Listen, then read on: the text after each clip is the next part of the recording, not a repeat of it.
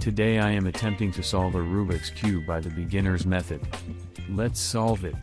I will be attempting to solve it as fast as I can by this method. First completing the white side.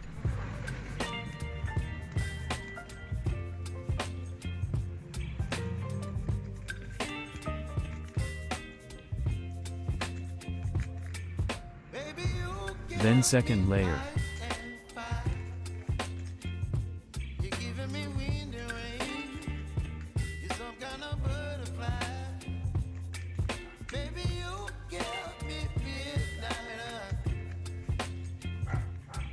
Now the yellow cross.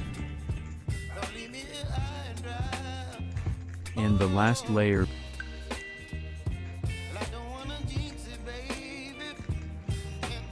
Finally the last two corners. I took 1 minute and ate one, and it's done.